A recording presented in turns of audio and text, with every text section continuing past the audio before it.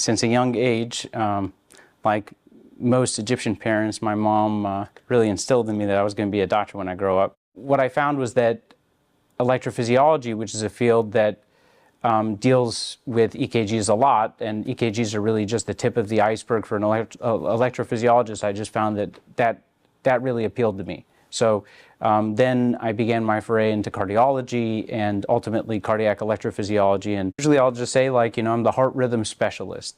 There's, I would say, two categories of folks that come and see us in the electrophysiology clinic. One category of folks are, our older population who have cardiac comorbid conditions like heart failure, who need a defibrillator or a pacemaker. The other population of people we see are younger people who have things called supraventricular tachycardias, which are abnormal rhythms that originate in the top of the heart.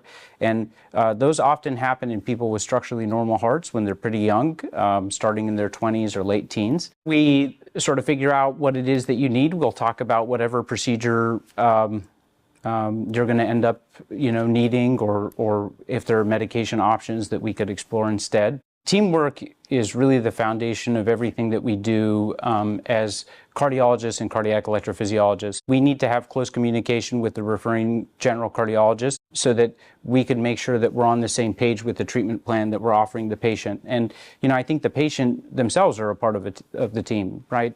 In discussing what they want and what they don't want and what their goals are. We often collaborate with the cardiac surgeons who help as a backup for our case where they've done a surgery and now the patient needs a pacemaker or a defibrillator or an ablation for an abnormal arrhythmia.